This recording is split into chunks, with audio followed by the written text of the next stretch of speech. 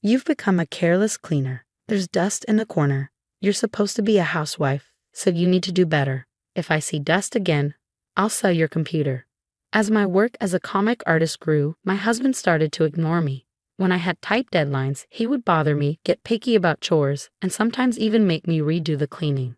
It feels like my husband wants me to be the perfect housewife, but being a comic artist has been my dream since I was a child. I don't want to give up on it. Also, I have a feeling my husband is hiding something from me. I don't think I can forgive him. I'm Emma, 31 years old. I'm a freelance comic artist. I create comics, and in between, I also take care of the house. My husband, Jack, is 35. We've been married for 6 years. When we got married, we agreed that I would be a full-time housewife. 2 years into our marriage, my parents passed away. I was their only child, so Jack and I moved into the house I inherited. I still didn't want to stop working on my comics, which I'd been doing since I was a student. I could have been a full-time housewife, but my dream is to support myself with my comics. Right now, I'm only doing lighthearted comics.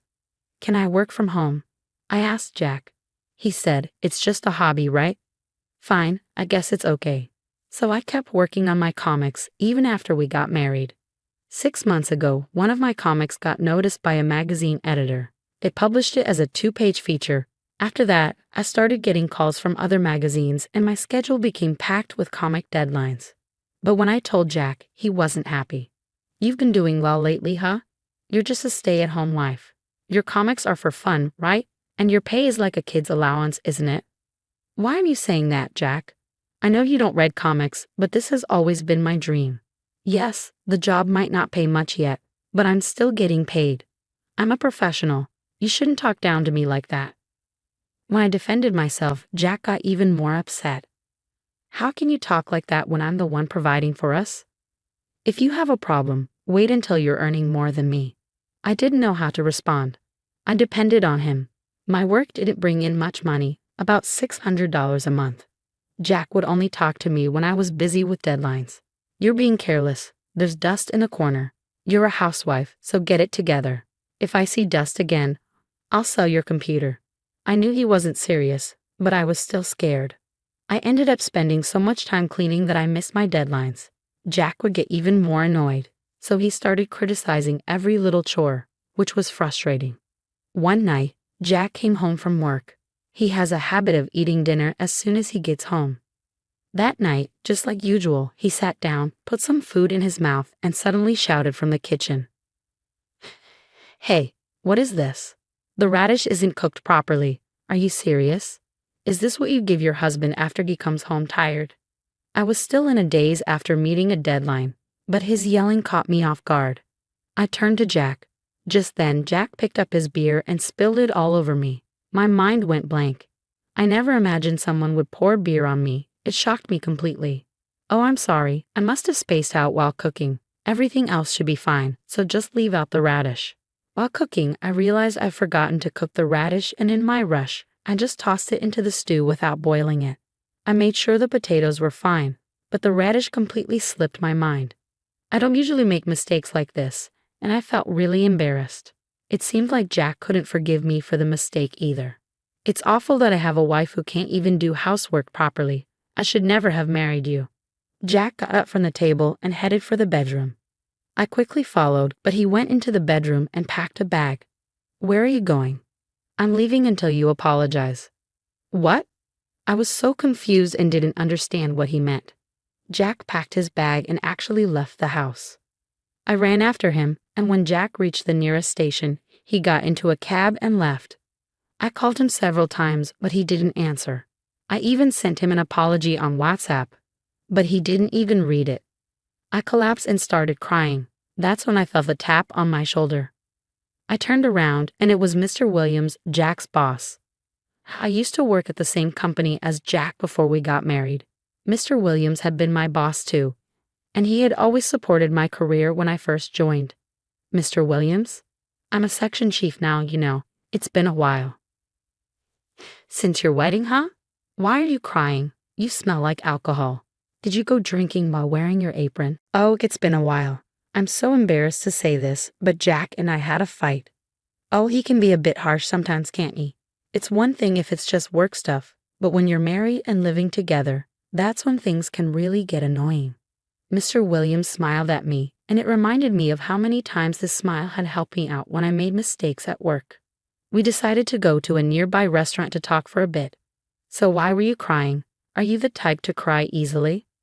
Well, it's my fault. I messed up cooking today. I made stew, but only the radish wasn't cooked. That made Jack angry. Ah, I see. My wife is like that too. Sometimes things just happen. There's no need to get mad about it. It just drives us apart, you know. That's a good idea. So you didn't have a fight after going out for drinks? No, I was the one who ended up covered in alcohol because Jack spilled beer on me after he got mad about my cooking. I think it's dried now though. When I rushed to the station, I could still smell it on me. People told me I smelled like alcohol, but I couldn't really tell myself.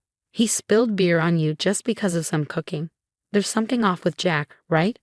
I always thought he was a bit of a jerk, but I can't believe he'd do that to his wife. That's unbelievable. Mr. Williams looked really upset, almost like he'd been the one spilled on. It made me feel a little better. So why did you go to the station? Did you come all the way here in your apron because of Jack? Yes, because Jack was acting weird. He called me a shouting wife and said he was leaving the house until I felt sorry for myself. I followed him to the station, but he got into a cab and left. I didn't know what to say. Mr. Williams, who had been angry earlier, suddenly looked serious. After a moment of silence, he spoke. I can't say anything yet, but I have a bad feeling about this. I'm going to check into Jack too. He might have left something at home, so you should look around. I nodded, not fully understanding, but trusting him. We called it a day, and Mr. Williams drove me home. As Mr. Williams suggested, I checked the shelves Jack often used and went through his clothes.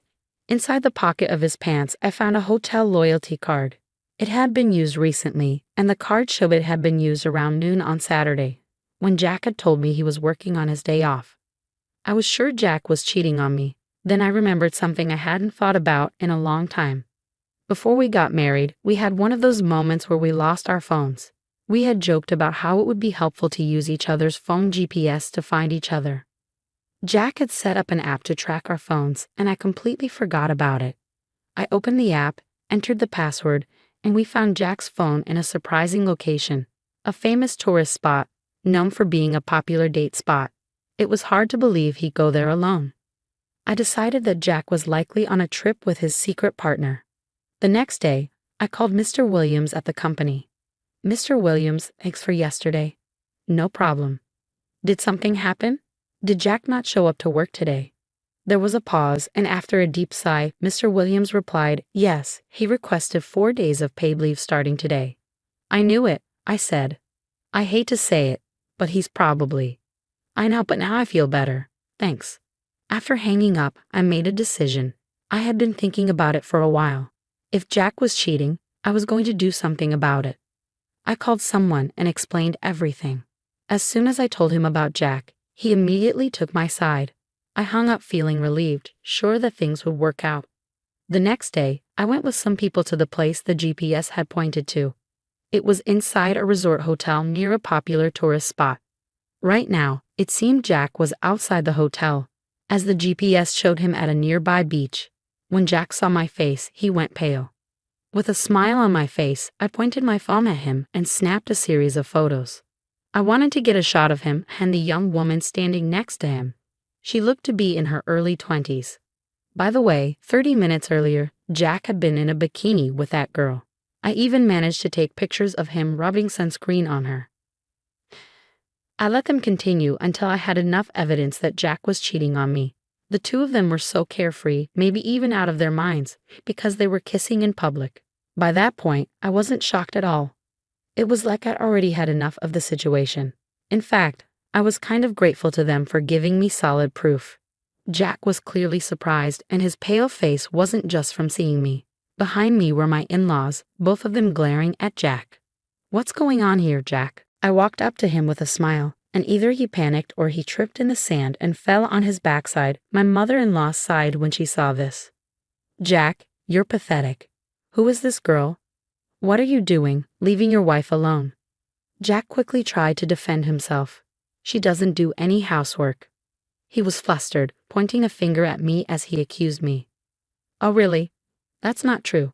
Even if she didn't clean sometimes, she still did laundry, cooking, and dishes every day. Mom helps clean sometimes too. I don't like doing laundry either, and sometimes I leave it to Dad. That's because you work part-time, right? She doesn't. She's just a housewife who draws and messes around. So why can't she at least handle the housework? Jack's words made my father-in-law furious. You don't get it at all. Even people around us were starting to stare. Some were even recording with their phones.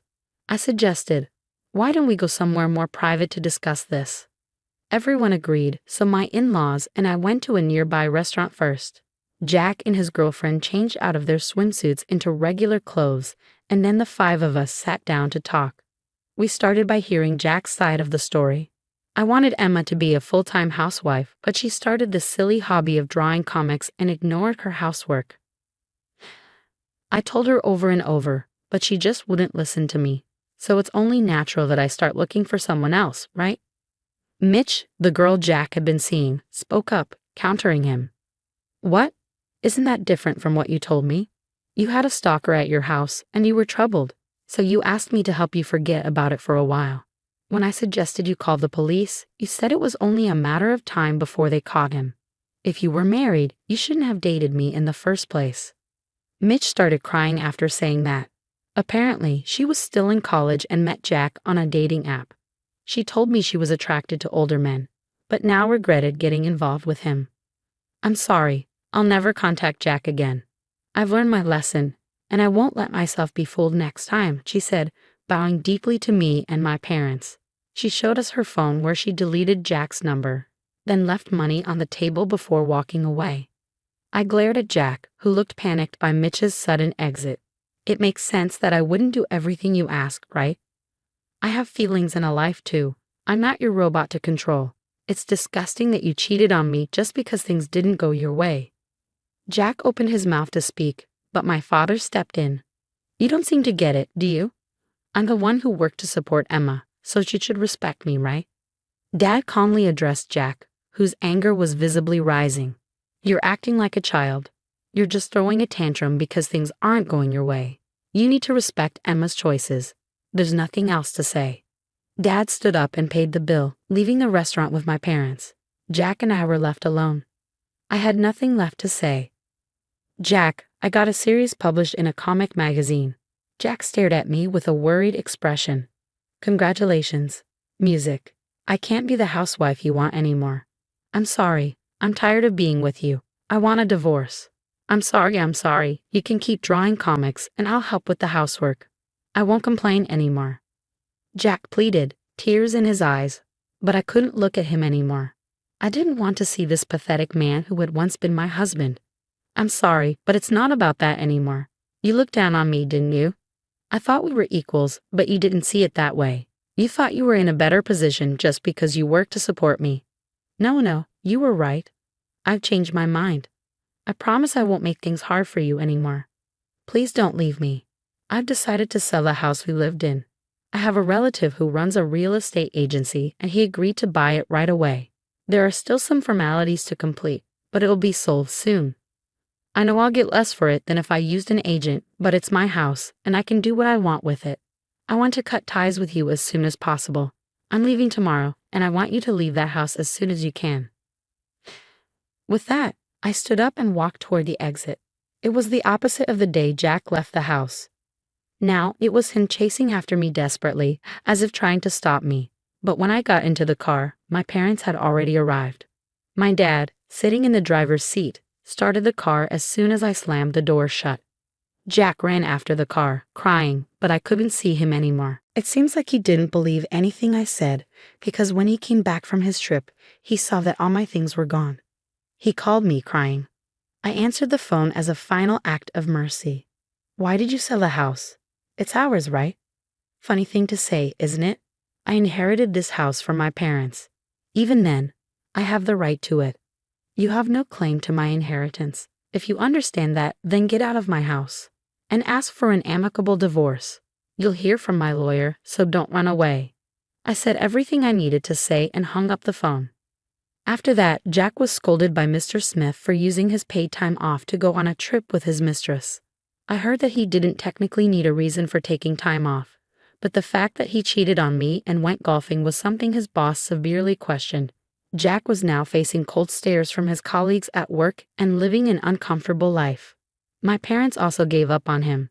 Jack tried to go back to his parents' house, but they turned him away. He lost money due to alimony payments, sank into debt, and was living alone in a cheap apartment, unable to manage any housework. Later, Mr. Smith told me about it, but I didn't feel anything. As for me, I moved into a beautiful one-room apartment and am busy working on a plot for my comic series. I'm researching various omnibus works as references. The next story I'm planning to draw is about a husband's infidelity, and I'm thinking of using Jack as inspiration.